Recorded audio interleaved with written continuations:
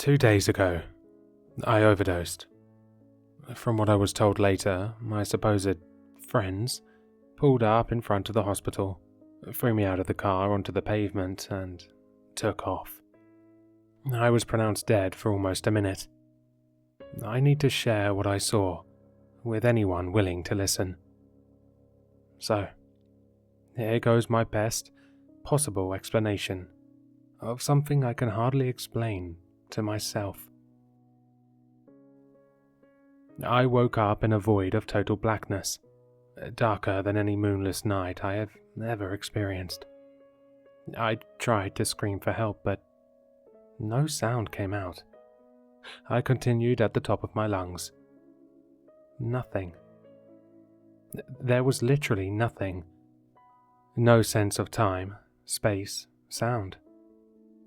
I have no idea how long I wandered through that void, with no destination, or even the slightest hope that I might find one. After what felt like an eternity, I saw it.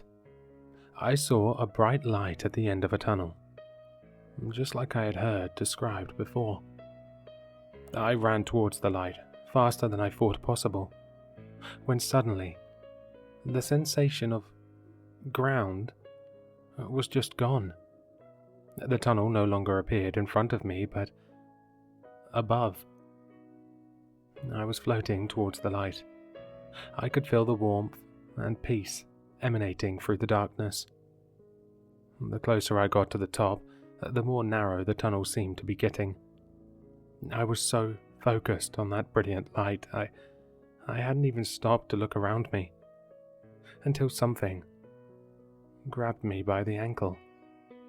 A hand, reaching out from inside the wall of the tunnel. Then another, and another.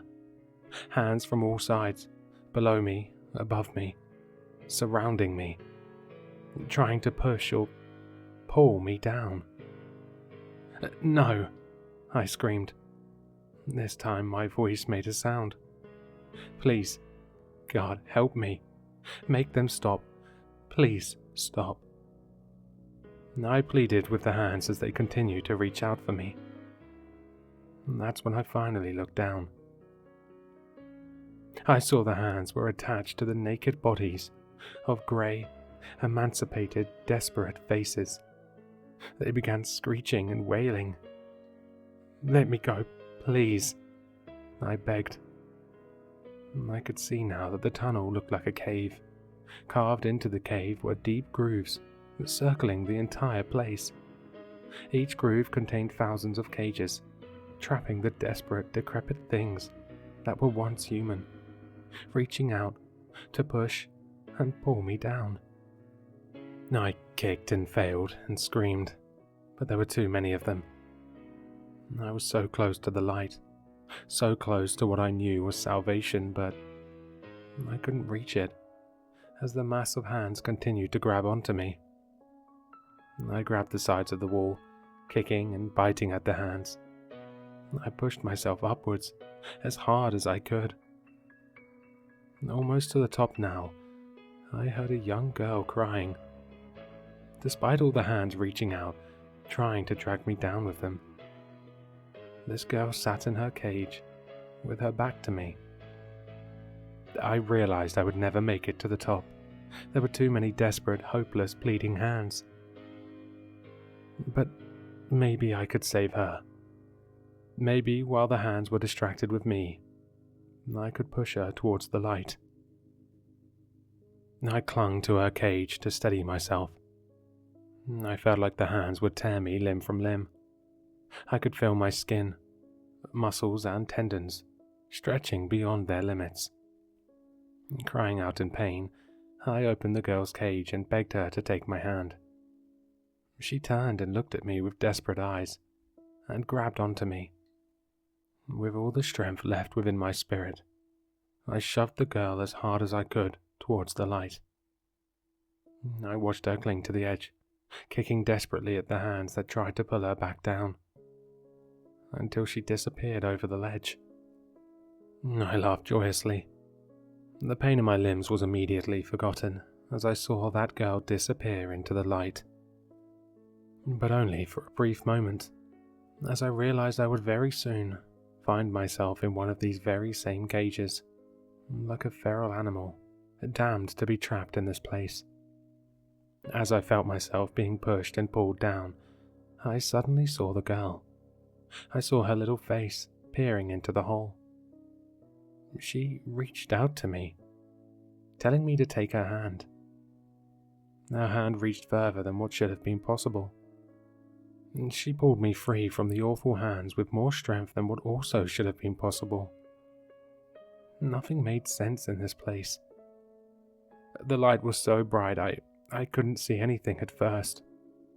As my eyes adjusted, I found myself in the most beautiful field of flowers, flowing water, trees, mountains. More beautiful than anything I'd ever seen. The plants seemed to dance to the musical sound of the wind.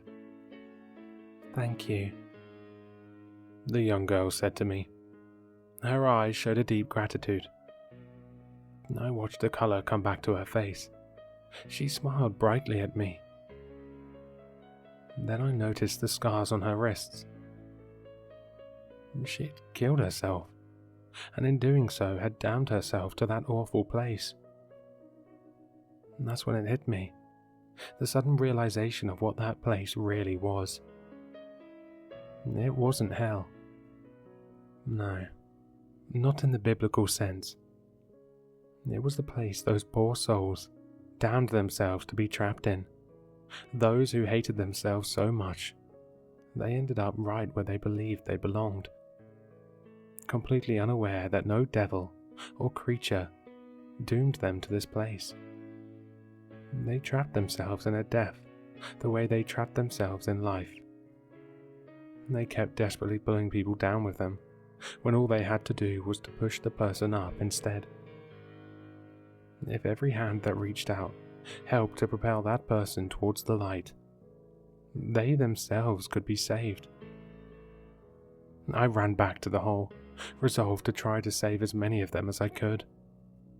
But before I made it back, I heard a strange, rhythmic beeping sound. "She has a pulse. Doctor, her vital signs are coming back," I heard someone shouting. The next few days were a blur.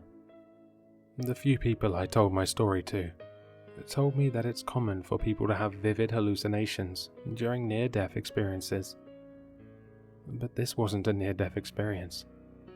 I was clinically dead. I know what I experienced was real. I know that place exists somewhere, out there, in a world vastly different from our own. I dream of it every night, remembering those tortured souls, desperately sad at the knowledge that they could free themselves, one by one, if they would only help each other, instead of dragging each other down in their own panic. And to anyone reading this, take my words as a warning. So many of us humans are self-loathing, so much more cruel to ourselves than anyone else. Sometimes we take that cruelty out on others, but you do not deserve to lock yourself away in a cage. You deserve forgiveness.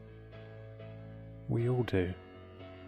One day, I hope we all find ourselves in that field, where the flowers dance and the wind sings. Please heed my warning. Put down the knife. Put down the pills. Step off the scale. Stop fighting with your husband. Go look yourself in the mirror and decide today that you don't deserve to be treated the way you've been treating yourself, and that you deserve peace. Because if you don't, you will find yourself staring up at the most brilliant light, forever, just barely out of your reach.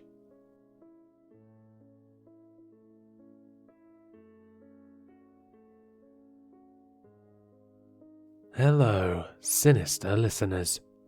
If you've enjoyed this story, then you'll find all the author's information in the description below. For more content, be sure to like, comment, and subscribe to succumb to the sinister.